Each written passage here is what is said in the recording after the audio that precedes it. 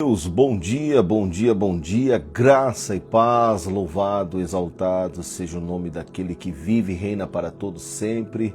Seja bem-vindo ao nosso pão diário de segunda a sexta a partir das 8 horas. Sempre é uma honra poder entrar no teu lar através aqui do nosso Instagram e poder estar compartilhando daquilo que o Senhor tem nos dado por graça e por misericórdia. Que o Senhor te alcance nessa manhã, que Ele alcance a tua casa, que o Senhor alcance a tua família, que você seja uma extensão dEle aqui na terra, que o Espírito de Deus possa usar você para que o nome dEle seja glorificado por onde você passar e estiver. Amém? Sempre é uma honra poder a cada manhã estar aqui junto com você, buscando junto nos conectar ao Senhor, procurando entender, muitas das vezes aquilo que o Pai tem nos permitido passar. Te confesso que nem sempre nós vamos entender algumas coisas. Por isso que o agir por fé ou viver por fé não é viver por vista. A gente não vive por aquilo que a gente está entendendo, mas a gente vive sim por uma certeza daquilo que Deus diz através da sua palavra. Viver nos princípios do reino, estabelecendo a sua vontade em nós, compartilhando. Então que o Senhor nessa manhã possa falar com o teu coração, falar fielmente dentro de ti. Vamos orar? Pai, nós te exaltamos nessa manhã. Obrigado pelo teu amor e pela tua bondade, pela tua graça. Obrigado, Senhor, porque a cada manhã o Senhor tem nos permitido estarmos aqui de pé na tua presença. Que o Senhor nessa manhã esteja, Pai, derramando do teu amor, da tua bondade, da tua misericórdia sobre a vida de cada um dos teus filhos. Senhor, somos gratos por tudo aquilo que o Senhor tem nos permitido viver como igreja e oramos para que o Senhor cada vez mais se revele a cada um aqui, Senhor, de uma maneira sobrenatural e principalmente como um Pai.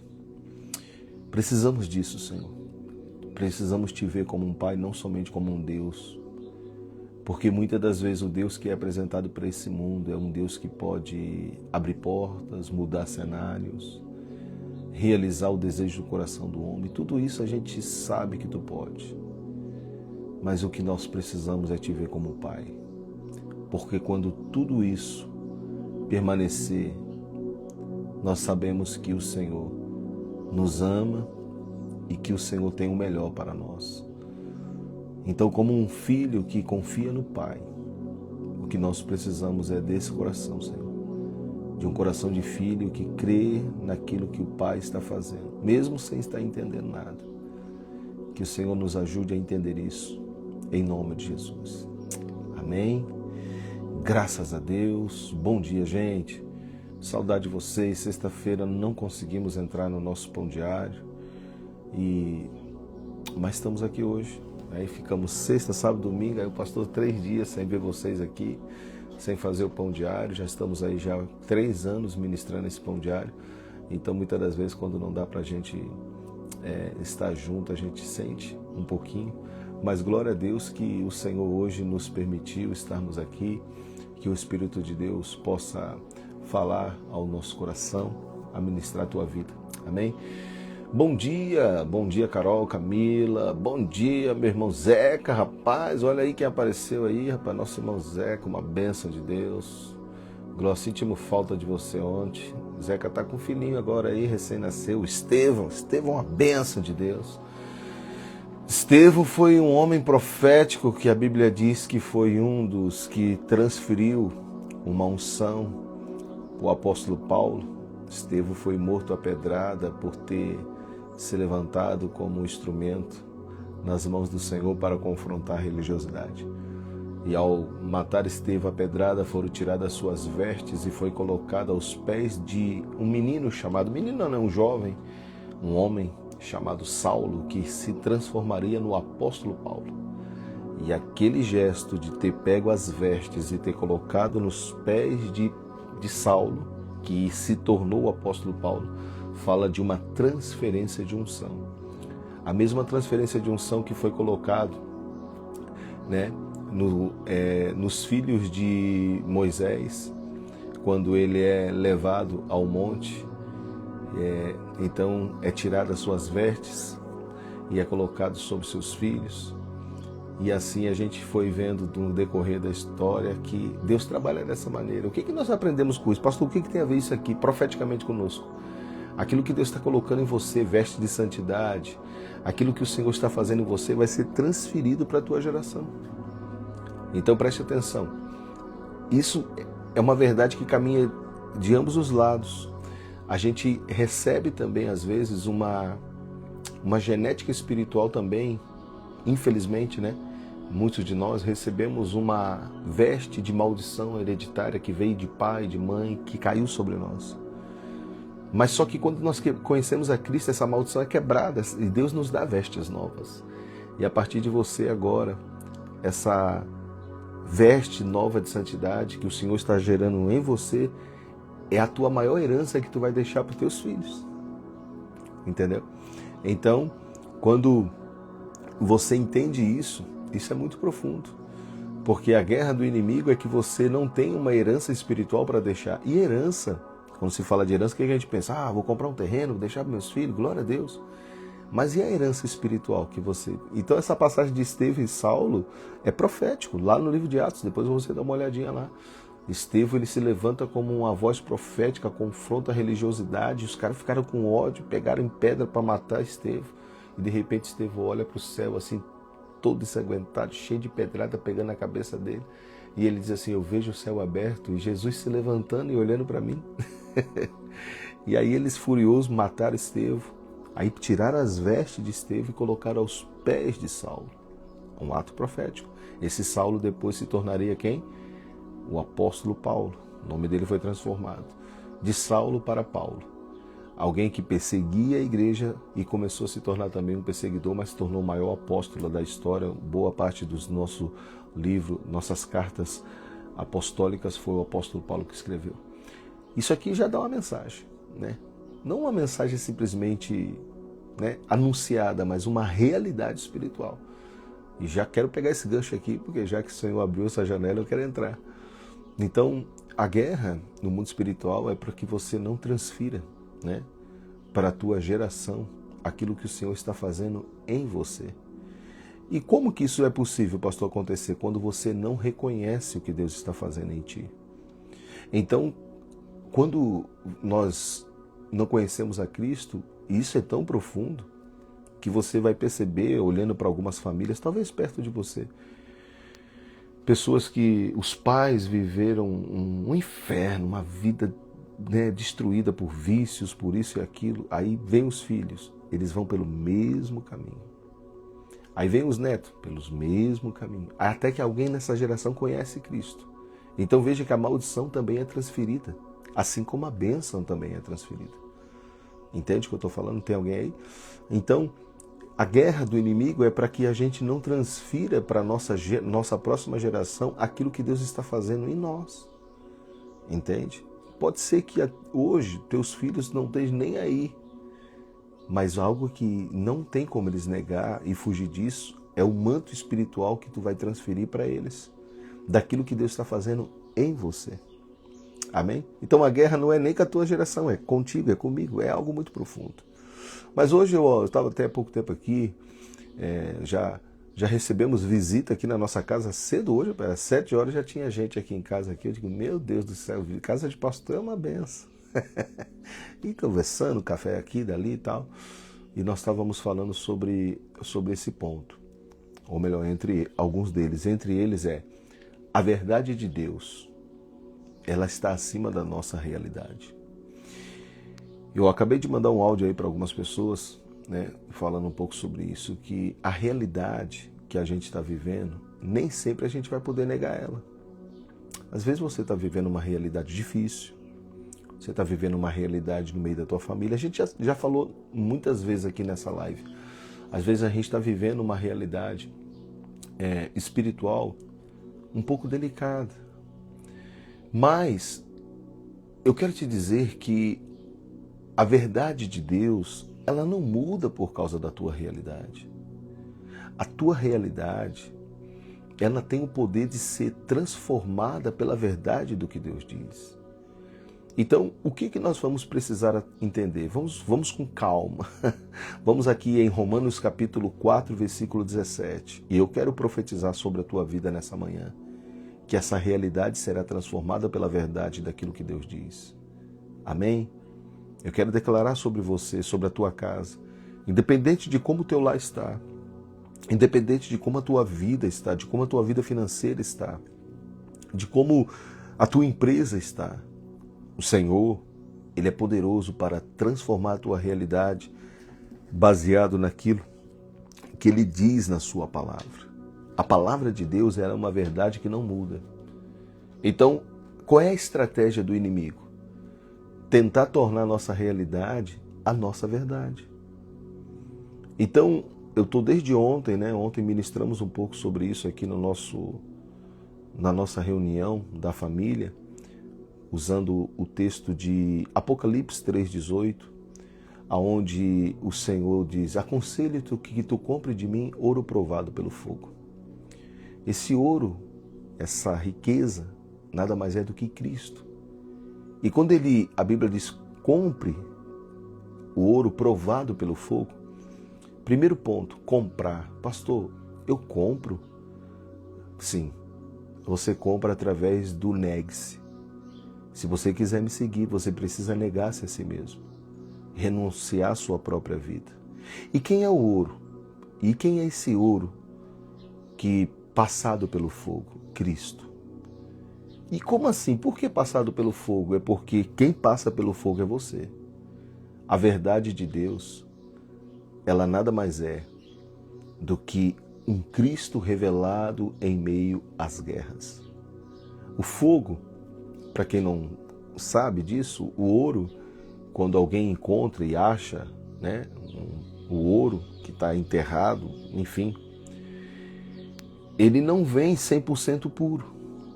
Ele é lançado no fogo e o fogo tira as impurezas desse ouro, transformando esse ouro naquela barrinha amarelinha, top, puro. Quando o texto diz: compre o ouro passado pelo fogo, aconselho que você compre o ouro passado pelo fogo. É um Cristo em que a gente muitas das vezes conhece Ele no meio de tanta bagunça da nossa vida. Eu me lembro quando eu conheci Jesus, meu Deus, a minha vida era bah! Mas o Senhor me permitiu passar pelo fogo. E quando passou pelo fogo, Cristo nunca muda, o ouro nunca muda por causa da impureza. Eu era a impureza, mas o ouro entrou na minha vida. Só que o ouro e eu se tornou aquela aquele pedaço de ouro que precisava passar pelo fogo. Então o Senhor me inseriu no fogo. E o fogo fez com que o ouro se tornasse puro em mim. Quando o Apocalipse, o Senhor está falando através de João: aconselho que tu compre de mim ouro provado pelo fogo. Uau! Aconselho-te que você pague o preço. Porque essa palavra comprar, principalmente nesse tempo que se vende tudo, Se vende até terreno no céu, tudo se vende hoje. Eu fico triste quando eu vejo pessoas que estão na elite do evangelho, assim, na elite da nossa nação, pessoas que, com megas igrejas, conferência, faça a sua inscrição. Eu fico tão triste quando eu digo: cara, por que esses caras que estão por que eles não fazem isso de graça? Por que não anuncia isso de graça? Por que não dão oportunidade para as pessoas acessar todo esse tesouro que o Senhor colocou dentro deles, que nada mais é do que Cristo, que foi nos dado de graça? Por que tem que botar uma inscrição? Por que tem que se cobrar? Por que a igreja está caminhando isso? Irmãos, eu não vou fazer, obviamente, mas eu tenho vontade de entrar na rede social, sabe? É uma vontade, mas vontade é que nem dor de barriga, dá e passa. Eu só estou abrindo o coração para você, que dá vontade de pegar e entrar e dizer assim: pastor, não vendo o evangelho. Pastor fulano, cara, prega de graça. Mas aí eu digo: rapaz, fica quieto aí. Faz o teu quinhão, como diz aqui os Catarina. Faz a tua parte e vai indo por graça. Porque é uma coisa que o Senhor me ensinou. E eu preciso ser fiel àquilo que Ele me ensinou. Não adianta denunciar o que é errado se você não está disposto a fazer o que é certo. Então não adianta, querido. Mais do que denunciar o que está errado, faça o que é certo.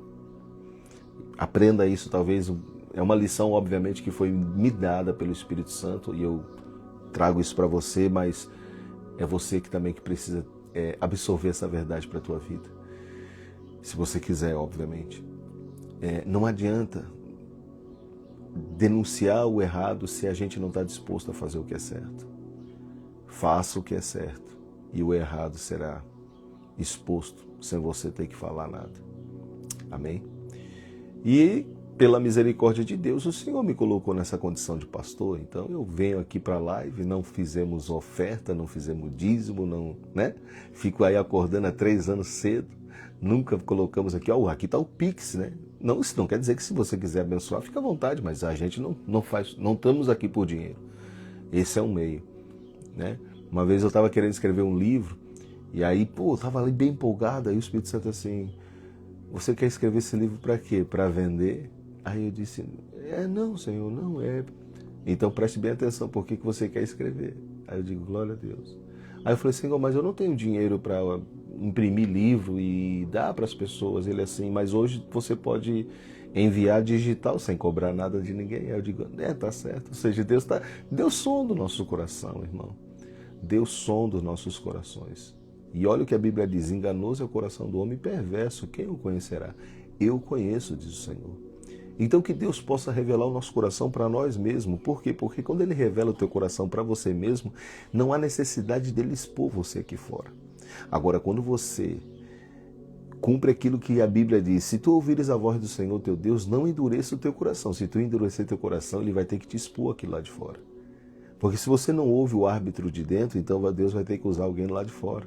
Tem alguém aí? Ô, glória! Irmão Almir, dá um glória aí, ô boca de lata. Meu Deus, o Almir para dar um glória. O Almir era o cara que dá mais glória na igreja, mas tem hora que, meu Deus do céu. Teve um tempo que o irmão Almir, ele cria cabra, né? Tem leite, tem uma criação de cabra. Quando o Almir se converteu, morria uma cabra por semana.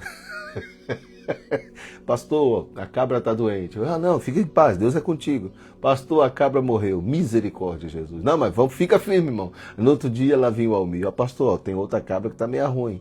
Eu não sei o que está acontecendo. Eu digo, não, rapaz, mas Deus é contigo. Pastor, a cabra morreu. Eu digo, meu Deus, Senhor, vai morrer o rebanho do homem todo? E aí, graças a Deus, agora deu uma parada, né, Almir? Glória a Deus. Gente, vamos ler um pouco de Bíblia? Vocês estão aí tão empolgados, já temos 20 pessoas. Olha, rapaz, 20 pessoas na live, isso é um mistério. Olha o que diz aqui o texto, gente, no livro de Romanos 4,17. Como está escrito, por pai de muitas nações eu te constituí, perante aquele na qual creu, a saber, Deus, o qual vivifica os mortos e chama a existência as coisas que não existem como se já existissem. Uau, isso aqui é forte. O qual em esperança creu contra a esperança, para vir a ser pai de muitas nações, segundo o que lhe foi dito, assim será a tua descendência. E, sem enfraquecer na fé, embora levasse em conta o seu próprio corpo já amortecido, sendo já de quase 100 anos, e a idade avançada de Sara, não duvidou, está falando de Abraão, por incredulidade da promessa de Deus, mas pela fé se fortaleceu, dando glória a Deus, estando plenamente convicto de que Ele era poderoso para cumprir o que prometera. Aqui a Bíblia está falando de um homem chamado Abraão quando Deus faz uma promessa. A realidade de Abraão era terrível. Sara com 90 anos, Abraão já velho, e eles têm uma promessa. A promessa não chegou na velhice. A promessa chegou no momento que eles humanamente poderiam se tornar pais. Só que o tempo passou. O tempo passou e aquilo que era uma promessa agora ficou muito vaga perante a realidade que eles estavam vivendo. E muitas das vezes isso acontece com a gente. A gente tem uma palavra e o tempo passa e parece que aquela palavra ela não se cumpre. E parece que a realidade que a gente está vivendo está indo contra o que Deus um dia falou. Mas uma das maiores estratégias, queridos, do inimigo nunca foi apenas criar problema na nossa vida. Aprenda isso aqui. A maior estratégia do inimigo não é criar guerra somente na tua família, mas é convencer você e eu de que a nossa realidade é a verdade definitiva. É como se o inimigo chegasse e dissesse assim: não, teu marido não tem jeito, esse não muda mais. A tua mulher, não, esquece essa aí. Essa é a maior guerra. Eu me recordo quando eu estava lá no Sertão da Estiva, nessa igreja que eu assumi lá atrás. Então, eu fiquei 1 ano e 2 meses lá. Eu orava, buscava a Deus. Cara, tinha hora que eu teve um momento assim, por Deus, que eu dizia assim: cara, daqui eu não saio mais. Acho que aqui eu vou morrer. Eu já estava me vendo morrendo naquele lugar. Mas eu estava sob um ataque espiritual muito grande. Porque a questão não era sair, era permanecer firme, crendo. Eu estou tentando comunicar para você algo que eu já vivi, que é uma realidade, que às vezes a gente está vivendo isso. E a gente às vezes está sendo contra-atacado de uma maneira muito violenta. Como? A nossa mente está ali, o inimigo está batendo e dizendo: cara, não tem jeito, tu não vai conseguir. É como se ele estivesse dizendo para vocês: cara, você não consegue vencer o pecado. O pecado é mais forte do que você. Você não consegue mudar essa situação. Esse filho que tu está orando, cara, isso aí não muda. Isso aí nunca vai mudar. Então essa sempre foi a estratégia do inimigo, tornar a nossa realidade uma verdade definitiva. Isso foi desde o princípio. Satanás sempre procurou e procura desconectar o coração do homem da palavra de Deus, para que ele possa viver guiado pelo que vê e não por aquilo que Deus diz. Então você tem que ter cuidado, porque nós não somos guiados por aquilo que estamos enxergando ou vendo, mas somos guiados por aquilo que Deus diz. Então aprenda uma coisa, anote isso aí para você. A fé não é andar no escuro. A fé é andar sobre uma palavra revelada. Fé não é andar sobre o que Deus não falou. Fé não é andar sob a expectativa daquilo que eu estou vendo.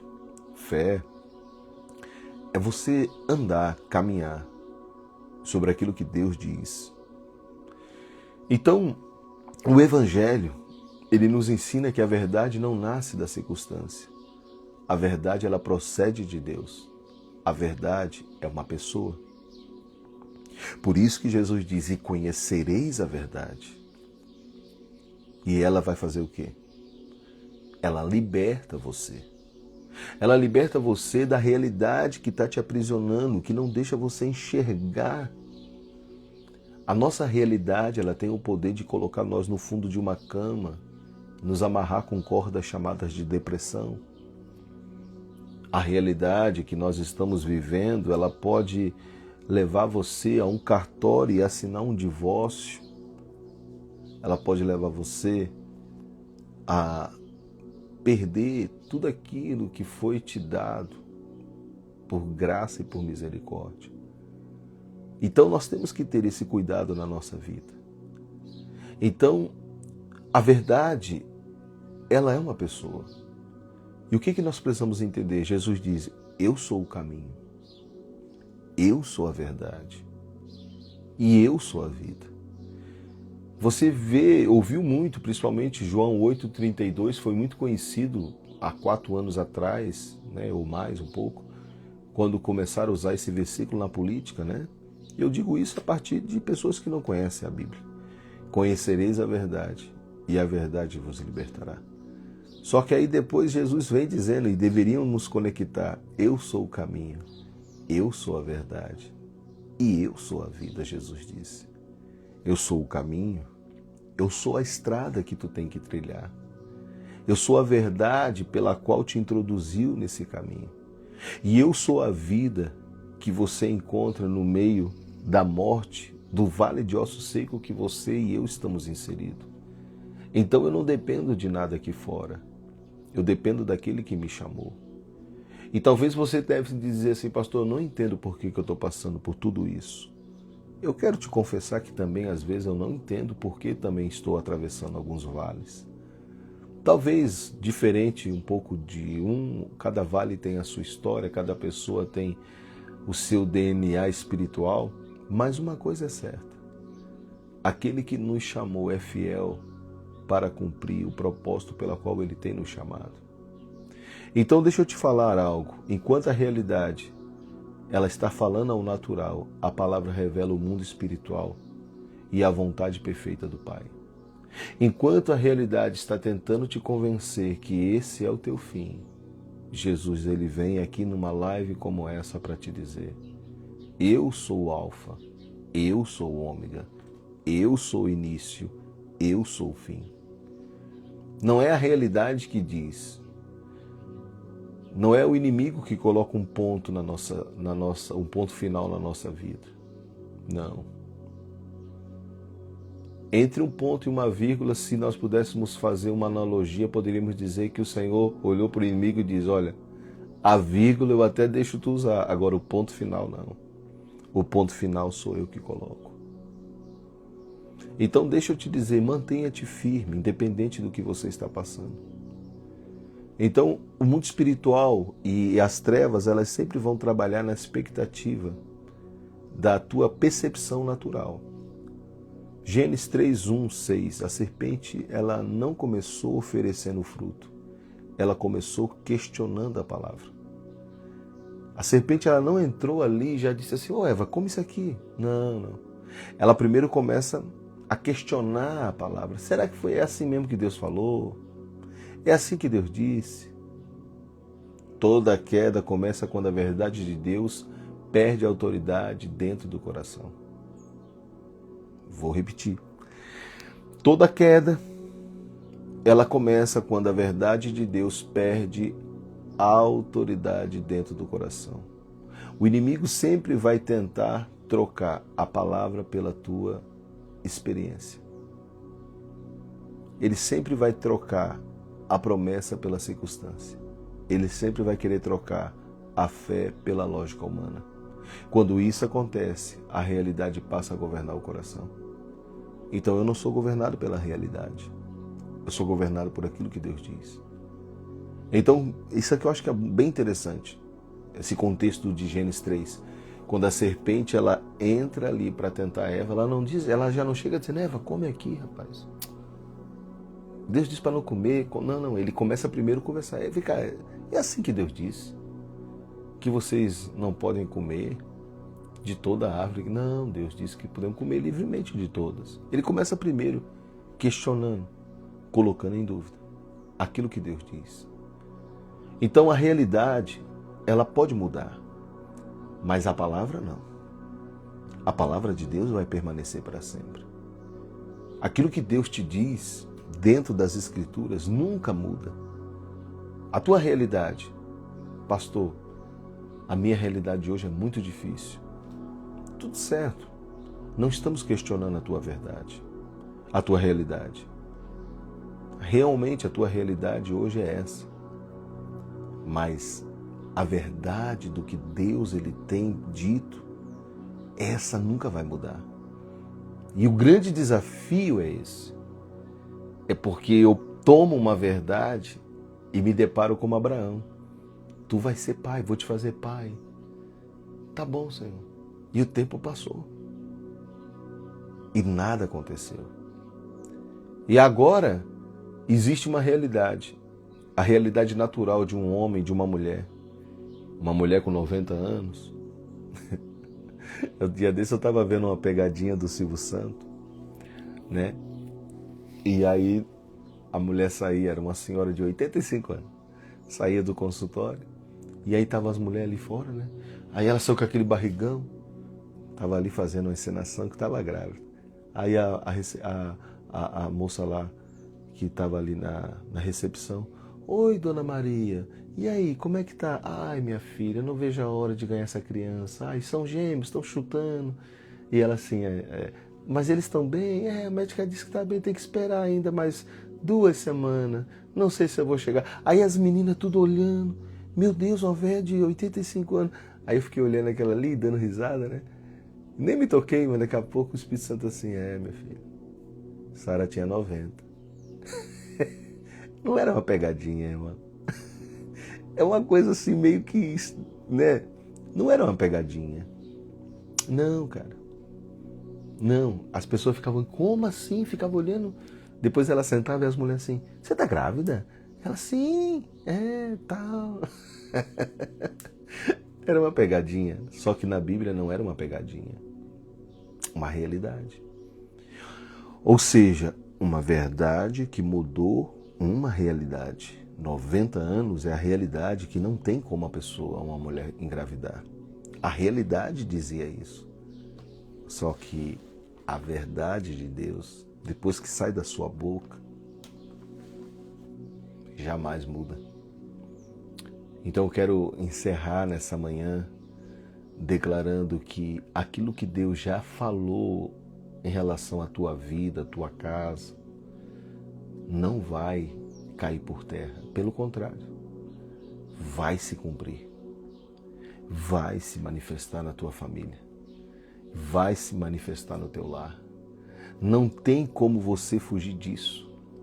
Aquele que te chamou é fiel para cumprir todas as promessas que Ele mesmo tem feito, de tempo em tempo, de geração em geração, de eternidade a eternidade. Abra teu coração nessa manhã, porque aquele que te prometeu é fiel para cumprir. Ele nunca vai te desamparar. Ele sabe, Ele conhece. Minha espera tem um rosto. Uau! Receba essa palavra nessa manhã. Minha saudade tem um nome. Uau! Yeshua. Precisamos ir até o fim, irmão. Yeshua. Nessa vida passageira. Uau! Receba essa palavra nessa manhã. Nada mais brilha aos meus olhos. Uau! Yeshua. Há uma presença que envolve tua casa nessa manhã. Yeshua. Há uma presença que envolve o teu lar, teus filhos, todas as promessas que o Senhor tem. Eu sei que vem encontrar sua noiva preparada. Eu sei que vem pra buscar sua igreja. Por isso eu clamo a ti, Jesus. Que essa palavra transforme o teu coração. Céus mais alto e diga: transforme a tua vida. Me encontra com a lamparina acesa, me encontra com meu coração queimando. Eu quero estar preparado. Me encontra com teu livro em minha mesa. Me encontra, sou tua noiva apaixonada. É isso, irmãos. Eu quero Deixamos essa palavra nessa manhã para você. Que o Espírito de Deus te dê sabedoria e te dê graça. Amém? Foi um prazer servir a mesa do Senhor nessa manhã. Se Deus permitir, amanhã estaremos aqui novamente, tá bom? Um abraço, meus queridos. Paz. Deus abençoe. Aleluia.